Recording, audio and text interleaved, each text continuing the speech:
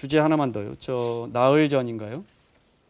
10대들이 훔친 차를 타고 가다가 아르바이트하는 그 대학생을 예비대학생이었죠. 예비대학생을 네. 치고 숨지게 한 사건이 있었죠. 8명이 일당이었는데 그중에 1명만 만 14세 이상의 촉법소년이 아니었기 때문에 네. 1명만 지금 처벌 대상이 되고 나머지는 다 귀가 조치가 됐다는 것도 문제예요.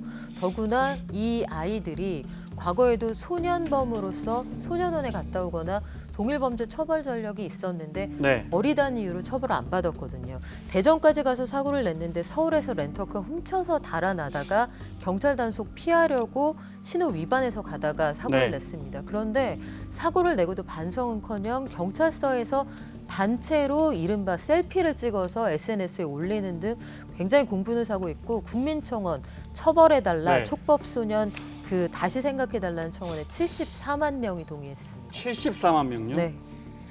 자, 그 운전했던 친구가 당연히 무면허겠죠. 네. 훔쳐서 그 예비 대학생을 숨지게 한 그 친구가 만 13살이에요. 네, 맞습니다. 전혀 처벌이 안 됩니까? 일단 우리나라 형법에 보면 형사 이제 그 미성년자라고 규정이 돼 있는 게 14세입니다. 그러니까 그 밑에까지 형사처벌을 받게 하는 건 안 된다는 취지인데, 네. 근데 이런 문제들이 계속 생기면 그렇다고 무조건 다 집에 보내면 안 되잖아요. 네. 그래서 10세에서 13세, 14세 미만까지를 촉법소년이라고 합니다. 그러니까 형사처벌은 받지 못하고 보호처분, 그러니까 우리가 네. 생각할 수 있는 가장 중요한 보호처분이 소년원에 이제 보내는 건데, 네. 근데 통상적으로 이제 14세 미만 아이들을 소년원에 보내는 경우도 그렇게 많지도 않고, 소년원에 보내도 사실 그곳은 처벌보다는 교화 목적이고요.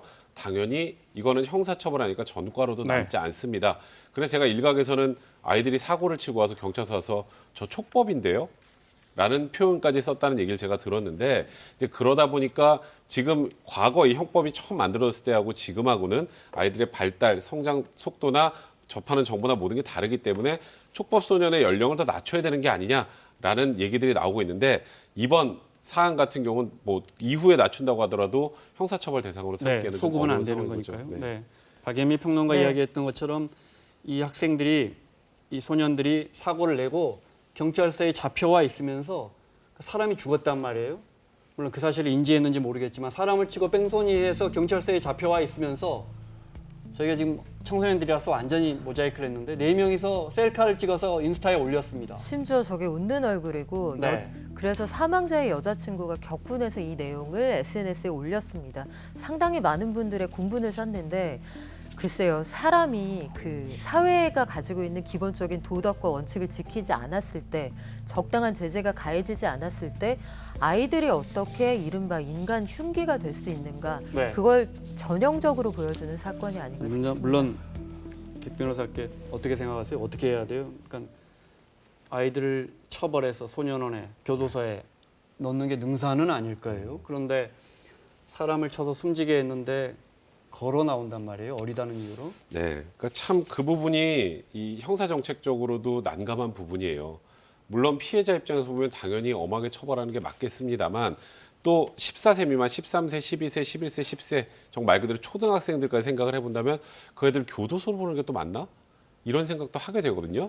그러니까 이거를 일단 일각에서 말씀드렸던 건 촉법소년 연령 낮춰야 된다라고 합니다만, 또 반대쪽에서는 그래도 미성년자일 때 아직 사고가 성숙하지 않을 때는 교화하고 가르쳐서 다시 사회의 일원이 될 수 있게 만들어주는 과정이 더 중요하지 않나, 이 두 가지 의견이 팽팽하게 맞서기 때문에 사실 이 촉법소년 연령 낮추자는 얘기는 몇 년 전부터 나왔던 네. 얘기입니다. 근데 이런 큰 사고가 터질 때 항상 나오는데, 이거는 정말 진지하게 사회적으로 고민해 볼 그런 네. 문제가 아닌가 싶습니다. 말씀하신 것처럼 처벌 강화인다해서 이런 사건이 멈추느냐, 그건 아니거든요. 네, 어려운 문제입니다. 마무리하겠습니다. 백성문 변호사, 박연미 평론가 수고하셨고요. 사사건건 다음 주 월요일 이 시간에 돌아오겠습니다. 고맙습니다.